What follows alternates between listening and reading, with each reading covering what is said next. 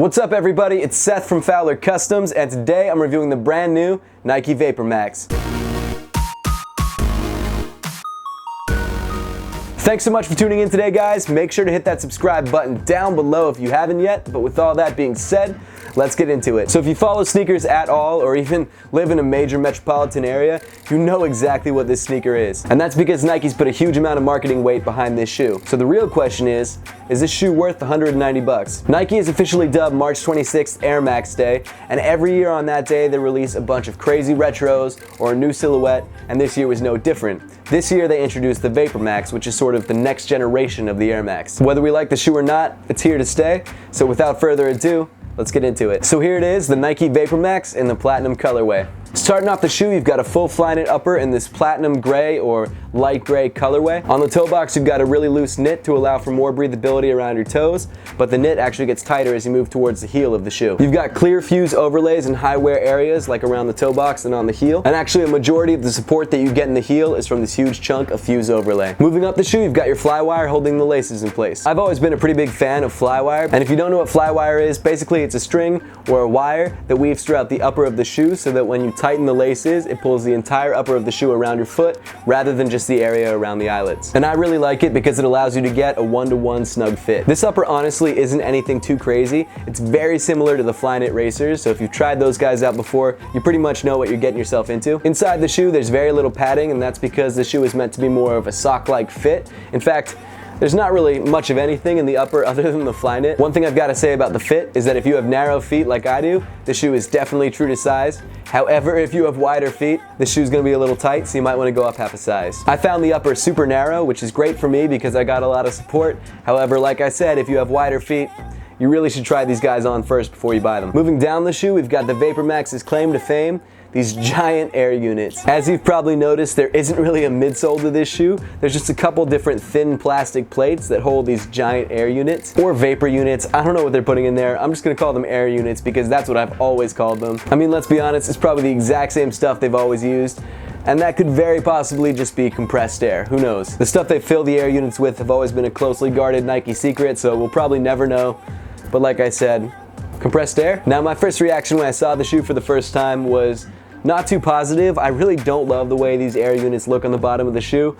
I think it looks a little childish. I don't love it. Then again, there's a lot of Air Max heads out there who really love this look, so I can't really fault the shoes for that. It's just my personal opinion. The thing that Nike is saying makes this shoe so special is that there's basically nothing between your foot and the air units and then the ground. So it really does feel like you're walking on air. To be honest, when I first tried this shoe on, I was really expecting the same experience that I had when I first tried the Ultra Boost on, which was, wow, this is crazy comfortable. Why wasn't I wearing this all along? I've got to be honest, and this is probably my fault for hyping this up too much in my mind, but I was a little disappointed. So unlike previous Nike models that have used air units in just the heel or forefoot of the shoe, or even full-length air units for that matter, this shoe is apparently more advanced because what Nike did was they mapped different athletes' feet to find out where they needed the most support and where they didn't. So what they did is they strategically placed air units in places that they felt were most effective. Personally, I think it looks a little whack, but again, that's just me. In addition to placing the air units on strategic parts of the foot, they also increased and decreased the pressure of the air going into the air units. So for example, the units on the toe are a lot stiffer than the units on the heel. One thing I've got to say is when I first started walking around in this shoe,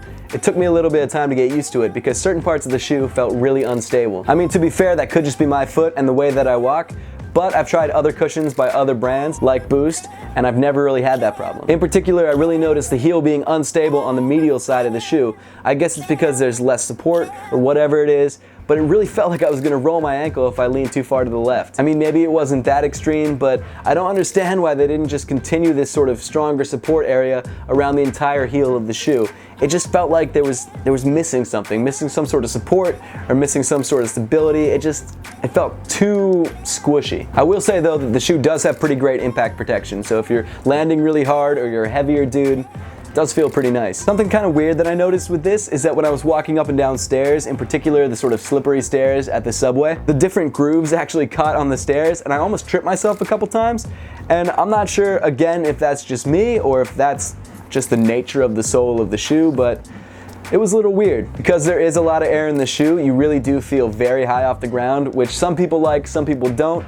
One thing I will say though, if you're a shorter dude, you definitely gain a couple inches. The pods themselves are soft to the touch and actually clear, so you can see right through them. The rubber that encases the air is very thick, so you shouldn't actually have any durability problems at all unless maybe you stab the shoe with a knife. Nike has also added these reinforcements around the high wear areas of the sole, so you should get even more durability when you need it. Moving to the bottom of the shoe, you do have a pretty interesting traction pattern, and that's for two reasons. One, because you're literally just walking on air units, and two, because there's a lot of dead space in between the air units where your feet have no contact with the ground, so you need to have really great traction on the small amount of surface area that you have. And the traction that Nike went with are these thick rectangles that actually grip the ground pretty well. I was surprised. I didn't have any slippage. No problems to speak of. One thing you may really like if you're a runner is that the shoe is actually extremely light and pretty flexible too. So you do get a lot of natural movement in your foot without feeling too weighed down. But as I mentioned before, you do feel kind of high off the ground, so if that's not something you're interested in, this might not be the shoe for you. Overall, I've got to say, I think Nike's actually won me over with this shoe. It's definitely not perfect, but it's not too shabby either. I really don't love the way the shoe looks. It's kind of like an ugly duckling to me. I don't love it at all. But I feel like there is a possibility that it could eventually grow on me. The overall feel of the shoe is definitely good. The upper feels great. If you have a narrow foot, the fit's gonna be awesome. If you don't have a narrow foot, maybe go up half a size. The crazy AirPods in the bottom definitely feel different than I'm sure a lot of you guys are used to. Some people may like it.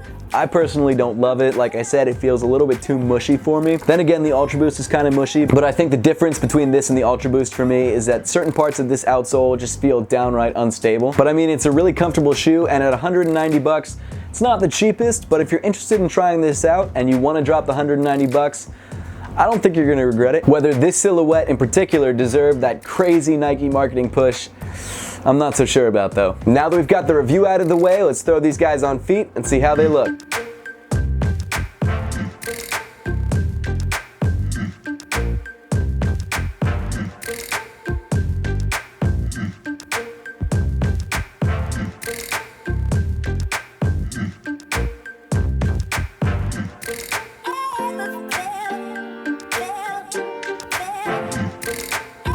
That's pretty much it for the video today, guys. Make sure to leave a comment in the comment section down below letting me know what you think of the Nike VaporMax, and if you're planning to or already have, grab the pair for yourself. And as always, guys, thank you so much for watching. Please make sure to give this video a thumbs up if you liked it. Subscribe to Fowler Customs if you want to see more content just like this, and follow Fowler Customs on Snups, Instagram, and on Twitter.